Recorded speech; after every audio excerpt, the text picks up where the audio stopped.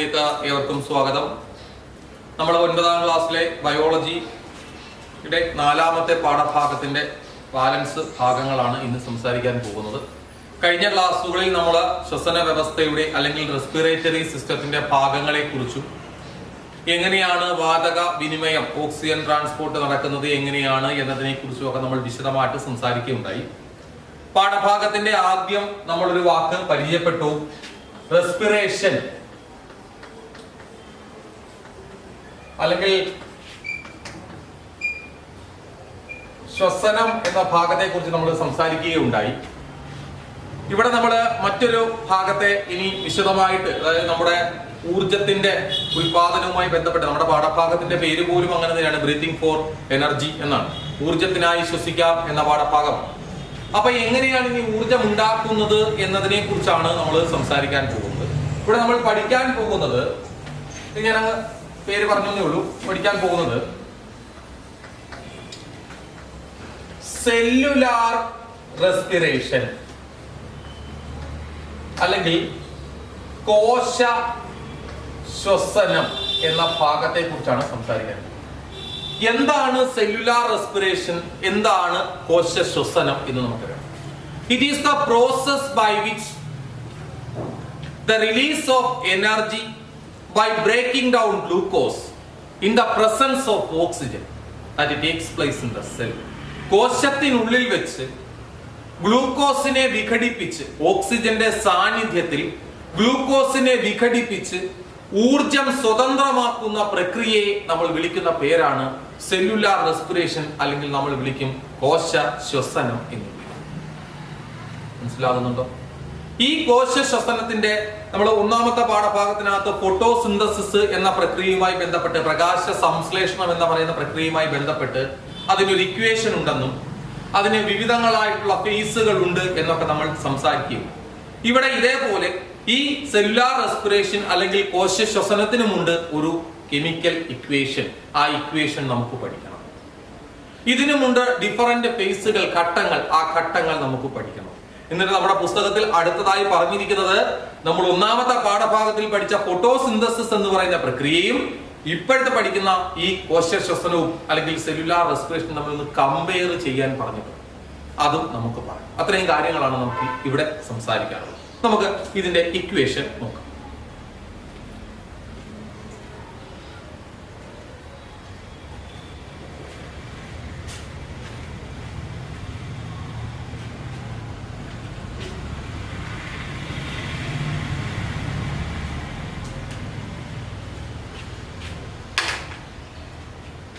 നോക്കിക്കോണേ മക്കളെ, ഇക്വേഷൻ പറയാൻ പോവാം. അപ്പൊ പറഞ്ഞു, കോശത്തിൽ വെച്ചാണ് നടക്കുന്നത്, ഗ്ലൂക്കോസിനെയാണ് ബ്രേക്ക് ഡൗൺ ചെയ്യുന്നത്, ഓക്സിജന്റെ സാന്നിധ്യത്തിലാണ്. നോക്കിക്കോണേ, ഗ്ലൂക്കോസ്. അപ്പൊ ഗ്ലൂക്കോസിന്റെ ഫോർമുല നമുക്കറിയാവുന്നതാണ്, C6H12O6+. ഓക്സിജന്റെ സാന്നിധ്യത്തിലാണ് 6O2 gives എന്താണ് നടക്കുന്നത്? സെല്ലുലാർ റെസ്പിറേഷൻ നടക്കുന്നു,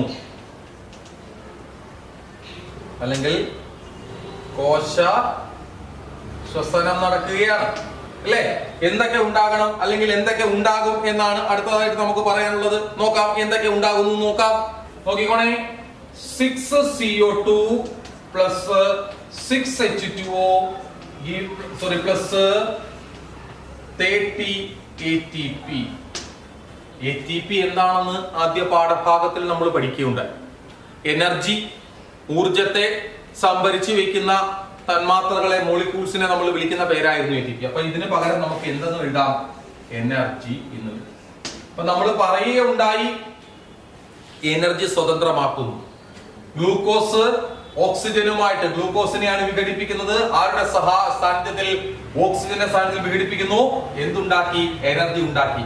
ഇത് കൂടാതെ നമുക്ക് കിട്ടുന്ന 2 ബൈ പ്രോഡക്റ്റുകൾ, ഉപ ഉൽപ്പന്നങ്ങളാണ് എന്തൊക്കെയെന്ന് പറയുന്നത്? കാർബൺ ഡൈ ഓക്സൈഡും ജലവും.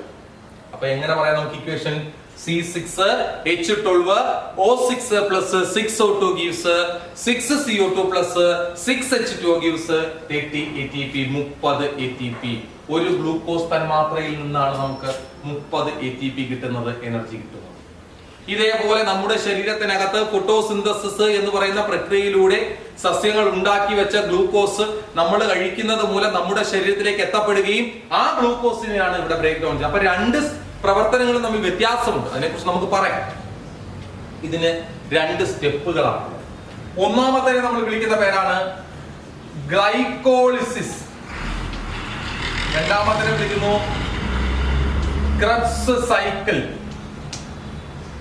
ഗ്ലൈക്കോളിസിസ് എന്നും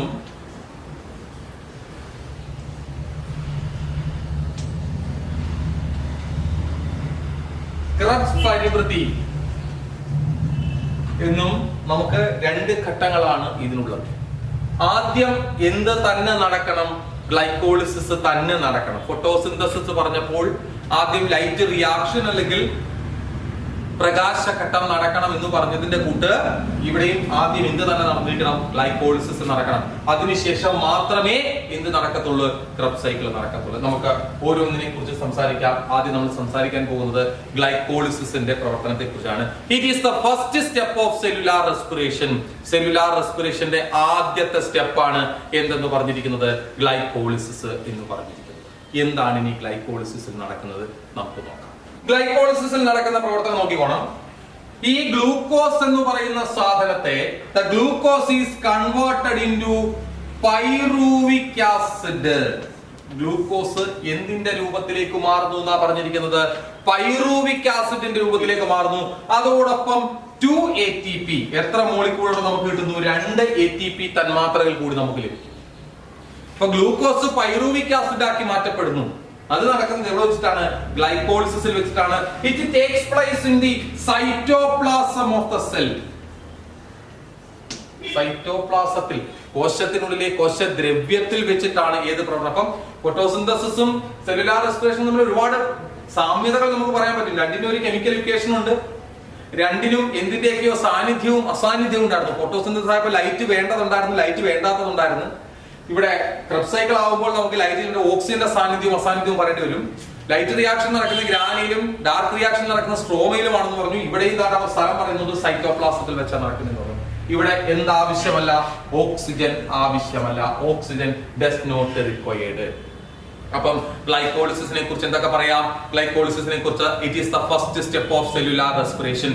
സെല്ലുലാർ റെസ്പിറേഷന്റെ ആദ്യത്തെ സ്റ്റെപ്പാണ് ഏതെന്ന് പറഞ്ഞിരിക്കുന്നത്? ഗ്ലൈക്കോളിസിസ്. ഇവിടെ എന്ത് സംഭവിക്കുന്നു? Glucose is converted into pyruvic acid. Glucose എന്തായിട്ട് മാറുന്നു? പൈറൂവിക് ആസിഡ് ആയിട്ട് മാറുന്നു. ഗ്ലൂക്കോസ് എന്തായിട്ട് മാറുന്നു? പൈറൂവിക് ആസിഡ് ആയിട്ട് മാറുന്നു.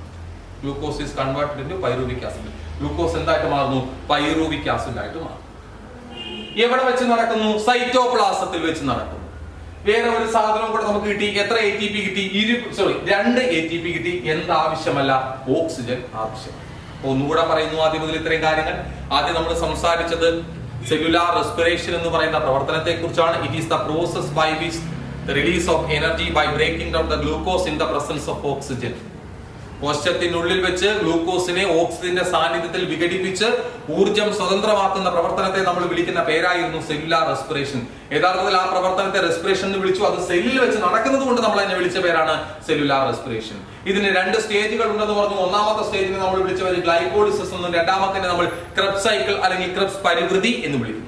ഇതിന്റെ കെമിക്കൽ ഇക്വേഷൻ പറയുന്നു C6H12O6 ഗ്ലൂക്കോസ് ആണ്. ഗ്ലൂക്കോസ് പ്ലസ് ഓക്സിജൻ എന്ത് കിട്ടുന്നു? 6 കാർബൺ ഡൈ ഓക്സൈഡ്, 6 വാട്ടർ. എത്ര ATP? 30 ATP.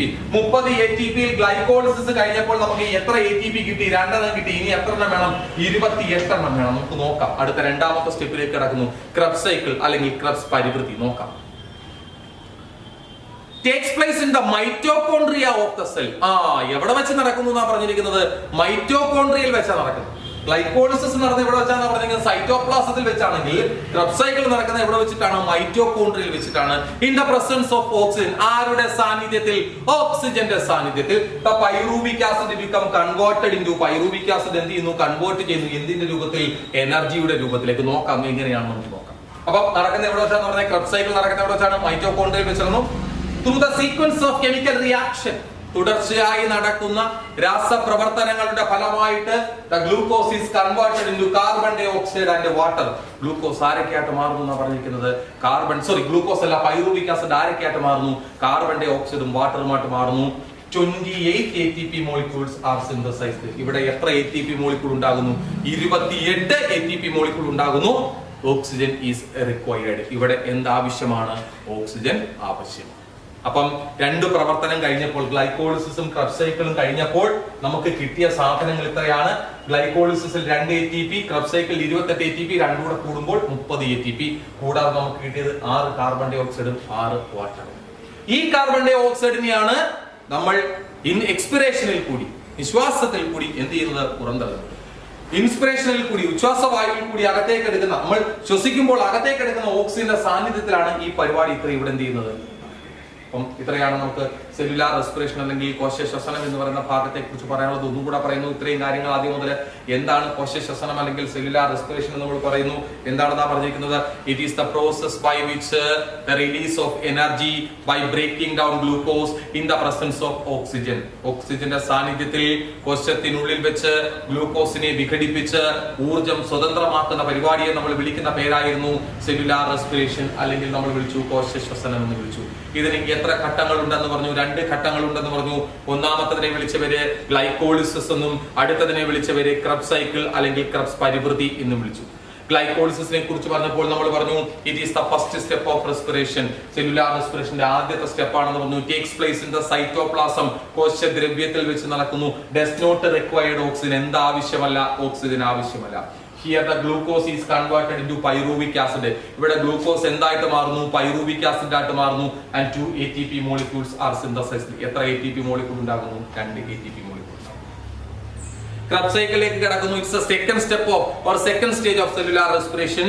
Here through the എന്താണ് സീക്വൻസ് ഓഫ് കെമിക്കൽ റിയാക്ഷൻസ്, എന്തിന്റെ പ്രവർത്തന ഫലമായിട്ട് തുടർച്ചയായി നടക്കുന്ന രാസപ്രവർത്തനങ്ങളുടെ ഫലമായിട്ട് the pyruvic acid become converted into carbon dioxide and water. pyruvic acid ആരൊക്കെയായിട്ട് മാറുന്നു? കാർബൺ ഡൈ ഓക്സൈഡും വാട്ടറുമായിട്ട് മാറുന്നു. And 28 ATP molecules are synthesized. 28 ATP molecule ഉണ്ടാകും. Oxygen required. ഓക്സിജൻ ആവശ്യമാണ്. It takes place in the mitochondria of the cell. എവിടെ വെച്ചാൽ നടക്കുന്നത്? കോശത്തിലെ മൈറ്റോകോൺട്രിയയിൽ വെച്ചിട്ടാണ് ഇത് പ്രവർത്തനം നടക്കുന്നത്. നമ്മുടെ ഈ ക്രബ് സൈക്കിൾ എന്ന് പറഞ്ഞ പ്രവർത്തനം. അപ്പോൾ ഈ ക്രബ് സൈക്കിളും ഗ്ലൈക്കോളിസിസും പൂർത്തിയായി കഴിയുമ്പോൾ നമുക്ക് കിട്ടുന്ന ഘടകങ്ങൾ കാർബൺ ഡൈ ഓക്സൈഡ്, വാട്ടർ, എത്ര ATP മോളിക്യൂൾ? 30 ATP molecule. ഇത്രയാണ് നമുക്ക് എന്തിനെ കുറിച്ച് പറയാനുള്ളത്? സെല്ലുലാർ റെസ്പിറേഷൻ എന്ന് പറയുന്ന പ്രവർത്തനത്തെ കുറിച്ച് പറയുവാനായിട്ട്. ഇനി നമുക്ക് ഫോട്ടോസിന്തസിസും പ്രകാശ സംശ്ലേഷണവും ഈ സെല്ലുലാർ റെസ്പിറേഷനും തമ്മിൽ നമുക്കൊന്ന് താരതമ്യം ചെയ്യാം. നോക്കിക്കോണേ, ആദ്യം നമുക്ക് ഫോട്ടോസിന്തസിന്റെ ഈക്വേഷൻ ഇടാം. എന്തായിരുന്നു? 6CO2 plus 12H2O 6H2O gives C6H12O6 plus 6O. സംശയം. ഇനി നമുക്ക് സെല്ലുലാർ റെസ്പിറേഷൻ അല്ലെങ്കിൽ കോശശ്വസനത്തിന്റെ എഴുതുന്നു. C6H12O6 plus 6O2 gives 6CO2 plus 6H2O plus 30 ATP. നോക്കാം രണ്ടും തമ്മിലുള്ള. ആദ്യം നമുക്ക് രണ്ടിന്റെയും ഫംഗ്ഷൻ നോക്കാം. ഫംഗ്ഷൻ എന്തൊക്കെയാണ്? ഫോട്ടോസിന്തസിസുമാണ്, നമ്മുടെ സെല്ലുലാർ റെസ്പിറേഷൻ ആണ്. പുസ്തകത്തിനകത്ത് ഇൻഡിക്കേറ്റേഴ്സ് കിടപ്പുണ്ട്. രണ്ടിന്റെയും ഫംഗ്ഷൻ എന്താണ്? ഫോട്ടോസിന്തസിസിന്റെ ഫംഗ്ഷൻ. ഫോട്ടോസിന്തസിസിന്റെ ഫംഗ്ഷൻ എന്താണ്? എന്തിനെ ഉണ്ടാക്കിയെടുക്കുന്നു? Synthesis of glucose. ആരെയാണ് ഉണ്ടാക്കിയെടുത്തത്? ഗ്ലൂക്കോസിനെ ഉണ്ടാക്കിയെടുത്തു. എന്നാൽ ക്രബ് സൈക്കിളിനകത്ത് എന്തിനെയാണ് ഉണ്ടാക്കിയെടുത്തത്? എനർജി. സംശയമില്ല. ഒന്നാമത്തെ ഇൻഡിക്കേറ്റർ. രണ്ടാമത്തെ ഇൻഡിക്കേറ്റർ എന്താ പറയുന്നത്? ഫേസ്. ഏതൊക്കെ ഘട്ടങ്ങളുണ്ടെന്ന് ഫേസ്. ഫോട്ടോസിന്തസിസിന്റെ ഫേസുകൾ ഏതൊക്കെയായിരുന്നു? ലൈറ്റ് റിയാക്ഷനും ഡാർക്ക് റിയാക്ഷനും, അതായത് പ്രകാശഘട്ടവും ഇരുണ്ട ഘട്ടവും. അപ്പൊ എഴുതുന്നു light reaction and dark reaction. Cellular റെസ്പിറേഷന്റെ പ്രവർത്തനങ്ങൾ ഏതൊക്കെയാ? Glycolysis, Krebs cycle. രണ്ട് ഇൻഡിക്കേറ്റേഴ്സ്. അടുത്ത മൂന്നാമത്തെ ഇൻഡിക്കേറ്റർ എന്താണ് ഈ പുസ്തകത്തിൽ പറഞ്ഞിരിക്കുന്നത്? നോക്കിയേ, മൂന്നാമത്തെ ഇൻഡിക്കേറ്റർ പറഞ്ഞിരിക്കുന്നത് എന്താണ്? സബ്സ്ട്രേറ്റ്സ്. സബ്സ്ട്രേറ്റ്സ് എന്തുവാ? സബ്സ്ട്രേറ്റ്സ് എന്ന് പറഞ്ഞു കഴിഞ്ഞാൽ എന്ത്? സബ്സ്ട്രേറ്റ്സ് എന്ന് ഉദ്ദേശിക്കുന്നത് അഭികാരകങ്ങൾ, അതായത് പ്രവർത്തനത്തിന് കെമിക്കൽ റിയാക്ഷന് ഉപയോഗിക്കുന്ന ഘടകങ്ങൾ. ഫോട്ടോസിന്തസിസിൽ എന്തൊക്കെയാണ്? കാർബൺ ഡൈ ഓക്സൈഡും വാട്ടറും. അതോ മക്കളെ? എന്നാൽ ഗ്ലൈക്കോളിസിസിൽ ആരൊക്കെയാണ്? ഗ്ലൂക്കോസും ഓക്സിജനും. ഇനി പ്രോഡക്ട്സ് ഉണ്ടാകുന്നത് ഫോട്ടോസിന്തസിസിന്റെ ഫലമായിട്ട് നമുക്ക് എന്തൊക്കെ കിട്ടി? ഗ്ലൂക്കോസും കിട്ടി, ഓക്സിജനും കിട്ടി. എന്നാൽ ക്രെബ്സ് സൈക്കിളിന്റെ ഫലമായിട്ട് നമുക്ക് എന്തൊക്കെ കിട്ടി? Carbon dioxide, water and 30 ATP.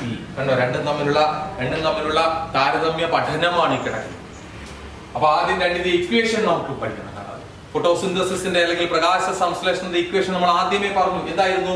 6CO2 plus 6H2O gives C6H12O6 plus 6O2. 6 carbon ഡൈ ഓക്സൈഡും 6 ജലതന്മാത്രയും തമ്മിൽ കൂടിച്ചേരുമ്പോൾ ഒരു ഗ്ലൂക്കോസും 6 ഓക്സിജനും നമുക്ക് കിട്ടും. എന്നാൽ സെല്ലുലാർ റെസ്പിറേഷനിലേക്ക് വരുമ്പോൾ ഗ്ലൂക്കോസും ഓക്സിജനും തമ്മിൽ കൂടിച്ചേരുന്നു. ബ്രേക്ക് ഡൗൺ ആണ് നടക്കുന്നത്. Carbon dioxide, water, ATP എന്നിവ കിട്ടി. ആദ്യം നമുക്ക് അതിന്റെ ഫംഗ്ഷൻ പറയാം. ഫോട്ടോസിന്തസിസിന്റെ ഫംഗ്ഷൻ എന്ന് പറയുന്നത് എന്തിനെ ഉണ്ടാക്കിയെടുക്കുക? ഗ്ലൂക്കോസിനെ ഉണ്ടാക്കിയെടുക്കുക. എന്നാൽ സെല്ലുലാർ റെസ്പിറേഷന്റെ ഫംഗ്ഷൻ എന്ന് പറഞ്ഞാൽ ATP, ഊർജ്ജത്തെ ഉണ്ടാക്കിയെടുക്കുക. മെയിൻ പ്രോഡക്റ്റുകളാണ്, ബാക്കിയെല്ലാം ബൈ പ്രോഡക്റ്റ്. അടുത്തത് അതിന്റെ ഫേസിൽ ഏതൊക്കെ ഘട്ടങ്ങൾ? ഫോട്ടോസിന്തസിസിന്റെ 2 ഘട്ടങ്ങൾ, ലൈറ്റ് റിയാക്ഷനും ഡാർക്ക് റിയാക്ഷനും. നമ്മുടെ സെല്ലുലാർ റെസ്പിറേഷൻ 2 ഘട്ടങ്ങൾ ഏതൊക്കെയാണ്? ഗ്ലൈക്കോളിസിസും ക്രെബ്സ് സൈക്കിളും. ശരിയാണ്. അടുത്ത നമ്മൾ പറയുന്നത് സബ്സ്ട്രേറ്റ് ആണ്. ഏതൊക്കെ വസ്തുക്കളാണ് ഉപയോഗപ്പെടുത്തിയത്? ഫോട്ടോസിന്തസിസിന് ഉപയോഗിച്ചത് കാർബൺ ഡൈ ഓക്സൈഡും വാട്ടറും ആണെങ്കിൽ സെല്ലുലാർ റെസ്പിറേഷൻ ഉപയോഗിച്ചത് ഗ്ലൂക്കോസും ഓക്സിജനുമാണ്. ഇനി എന്തൊക്കെ ഉണ്ടായി? ഫോട്ടോസിന്തസിസിൽ കൂടി ഗ്ലൂക്കോസും ഓക്സിജൻ ലഭിച്ചുവെങ്കിൽ സെല്ലുലാർ റെസ്പിറേഷനിൽ കൂടി carbon dioxide, water, ATP, ഇത്രയും കാര്യങ്ങളാണ് ഇവർ തമ്മിലുള്ള ഒരു കമ്പാരിസൺ ആയിട്ട് നമുക്ക് പറയുവാൻ സാധിക്കും. മനസ്സിലാവുന്നുണ്ട് മക്കളെ? ഇത് പരീക്ഷയ്ക്ക് ചിലപ്പോൾ കമ്പയർ ചെയ്ത് എഴുതുവാനായിട്ട് ചോദിക്കാൻ സാധ്യത ഏറെയുള്ള ഒരു ടോപ്പിക്കാണ്. ഇനി ഞാൻ നിങ്ങളെ പരിചയപ്പെടുത്താൻ പോകുന്നത് ഒരു ചെറിയ രോഗ അവസ്ഥയെ കുറിച്ചാണ്. നമ്മൾ എല്ലാവരും കേട്ടിട്ടുണ്ടാകും എന്ന് ഞാൻ വിശ്വസിക്കുന്നു. അനീമിയ, അല്ലെങ്കിൽ നമ്മൾ വിളർച്ച എന്ന് പറയും. വളർച്ചയല്ല, വിളർച്ച. ആരോഗ്യവാനായ ഒരു വ്യക്തിയുടെ ശരീരത്തിൽ, പുരുഷന്മാരുടെയും സ്ത്രീകളുടെയും പ്രത്യേകം പറയണം, ആരോഗ്യവാനായ ഒരു പുരുഷന്റെ ശരീരത്തിൽ 100 ml രക്തം എടുത്തു നോക്കിക്കഴിഞ്ഞാൽ അതിൽ 15 മില്ലിഗ്രാമും, സ്ത്രീയുടെ ശരീരത്തിൽ 100 ml 13 മില്ലിഗ്രാമും ഹീമോഗ്ലോബിൻ ഉണ്ടായിരിക്കണം. Average amount average.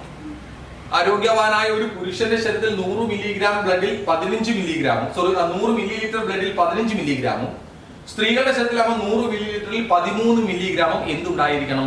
ഹീമോഗ്ലോബിൻ ഉണ്ടായിരിക്കണം. ഈ അവസ്ഥയിൽ മാറ്റം ഉണ്ടായി. ഇതിൽ താഴെയായി കഴിഞ്ഞാൽ ഈ ഹീമോഗ്ലോബിന്റെ അളവ് കുറയുന്ന അവസ്ഥ, ഇതിനെ നമ്മൾ വിളിക്കുന്ന പേരാണ് അനീമിയ എന്ന് വിളിക്കും, അല്ലെങ്കിൽ വിളർച്ച എന്ന്. മനസ്സിലാവുന്നു? നമുക്ക് ഇതുവരെ വിളിച്ചത് അനീമിയ, അല്ലെങ്കിൽ വിളിച്ച പേരെന്താണ്? വിളർച്ച എന്ന്.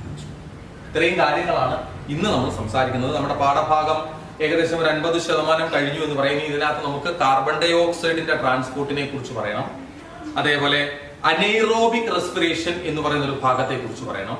നമ്മുടെ ശ്വസന വ്യവസ്ഥയെ ബാധിക്കുന്ന ചില രോഗങ്ങളെ കുറിച്ചുകൂടെ പറയുമ്പോൾ നമ്മുടെ ഈ പാഠഭാഗം ഇവിടെ അവസാനം. തൽക്കാലം ഇന്ന് നമ്മൾ പറഞ്ഞ കാര്യങ്ങൾ, ആദ്യം നമ്മൾ സെല്ലുലാർ റെസ്പിറേഷൻ അല്ലെങ്കിൽ കോശ ശ്വസനത്തെ കുറിച്ചാണ് സംസാരിച്ചത്. അതിന്റെ ഇക്വേഷൻ പറയുകയുണ്ടായി. അതിന്റെ 2 ഘട്ടങ്ങൾ പറഞ്ഞു, എവിടെയൊക്കെ വെച്ച് നടക്കുന്നു, എന്തൊക്കെ പ്രോഡക്റ്റുകൾ ഉണ്ടാകുന്നു എന്നതിനെ കുറിച്ച് പറഞ്ഞു.